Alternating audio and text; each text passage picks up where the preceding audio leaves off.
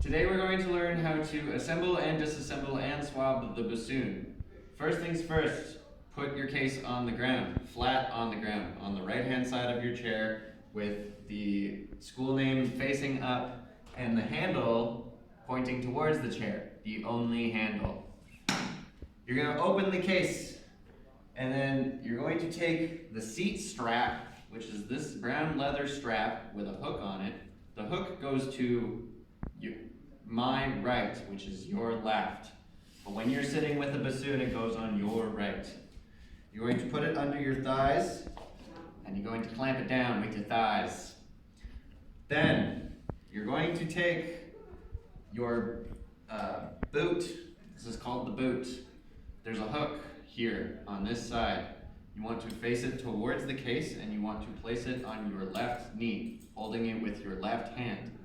Every piece you grab from now on will be with your right hand. So first, you're going to take your tenor joint. This is the one that has the concave side, and you're going to put your thumb in the concave side. You're going to put your fingers on the wood, not on the rods, because you might break them. And you're going to take the end that looks like it fits into something else and fit it into the small hole of the boot. This one.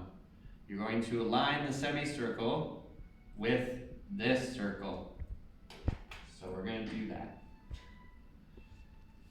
Then you're going to take the boot and tenor joint attached and place it gently on the floor between your legs. Then you are going to take the bass joint and you're going to take the smaller side of it, and you are going to align these thumb buttons with these thumb buttons on this side. It goes into the big hole. This is why we aligned the semicircle earlier, so that you can fit this in. And you want to make sure that your body locks are lined up so that you can take the body lock and place it in here to hold them in place. Okay, now for the bell, you're going to take this with your right hand. You are going to press down on this pad to open up this valve. That's not a valve. Open this thing up so that it fits over the bridge. That's not the bridge. Over top of this rod here. You don't want them to interfere. They should look like this. Okay, now you're going to take the final part of the bassoon, other than the reed, and you're going to hold it close to the cork. And on the top of the tenor joint, there's a hole that it goes in. And it should be facing, if your bassoon is facing with the hook to the case as it should be, it's going to face the same way. And you are slowly going to twist it in until the whisper key, this key, lines up with this little hole on the vocal. And once that is all done, you're going to place your left hand behind the tenor and the bass joints. Place your right hand at the top of the boot. You're going to lift the bassoon and put it into position.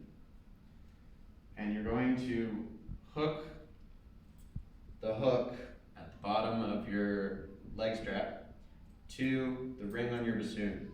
The ring on your bassoon should be facing you. It should be on the side that faces you. Like so.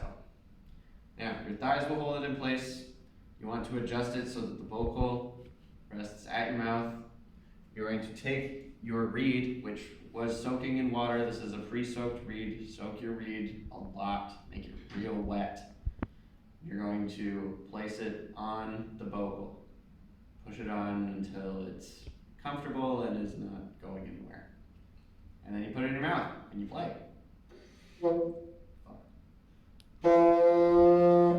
Like so.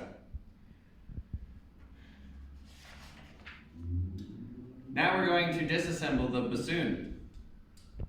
So first you want to take the reed off and put it into your reed case or wherever you want to put it that it's safe. Put that there for now. And then you're going to place your left hand behind your tenor and bass joints, right hand on the boot. You're going to lift the bassoon and undo the hook on the seat strap. You are then going to set the bassoon on the ground between your feet, but do not hold it with your feet. And you're going to place your right hand on the vocal near the cork, just like how we put it on, and you're going to do the opposite to take it off. You're going to twist it out gently. This is very fragile. You're going to place your You're going to place your lips on the cork, blow excess water from the vocal, like so. And then you're going to secure your vocal in the case so that it does not get broken. Do not break your vocal. Now, to take the bell off, you're going to place your hand on the vocal, on the bell with the pad pressed down. You're going to wiggle the bell off the bassoon and put it in the bassoon case. Now, for the bass joint and the tenor joint, first thing you want to do, take off your body lock. Put it in your case. The next thing you want to do, place your right hand on the top of the bass joint, and you're going to twist it away from the tenor joint so that these buttons do not clash. You're going to take that off. And you are going to set it aside, but we are going to swab it, so don't put it fully away. That's the wrong way. Never mind. That's also the wrong way. How does this go? Like this. Yes. In the case, safely. Okay, whatever. Then for the tenor joint, your left hand is going to stay at the top of the boot. Your right thumb is going to go across the tenor joint's concave side. Other fingers on the wood, not on the rods. You're going to gently wiggle the tenor joint out of the boot. Place the tenor joint across the bassoon case storage area, concave side flat down. We're going to swab it later. Now, you have the boot. You're going to take your swab. Should look something like this.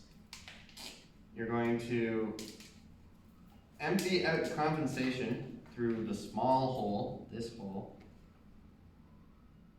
like so. And then you're going to insert the boot swab into the big hole, this hole, like so. You're going to feed it through and hope that it comes out the other side, and then just gently pull it through. You have swabbed your boot. You're going to secure the boot in the case.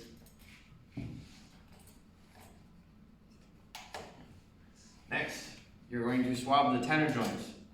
Easiest way to do this is to insert don't drop it on the floor. It gets dust in it and that's bad. You're going to take this, you're going to put it through the bigger hole, not the side with the whisper key, because that's dangerous.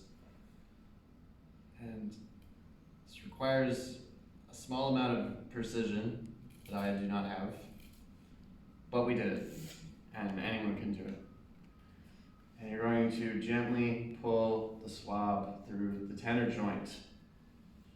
You might need to force it a little bit at the end because it's a pretty tight hole. And you're going to secure your tenor joint in the case where it is supposed to go. Now, you don't have to do this. You do not have to swab the bass joints or the bell because they rarely will have condensation in them. At least they really shouldn't. To finish, you're going to put away your swab, preferably folded and not tangled. You're going to place this in your case. You're going to take your leg strap and you are going to roll it up or fold it. It doesn't really matter. You can do whatever you want with it. You should probably roll it up, but I won't judge you. And you are going to place it in your case.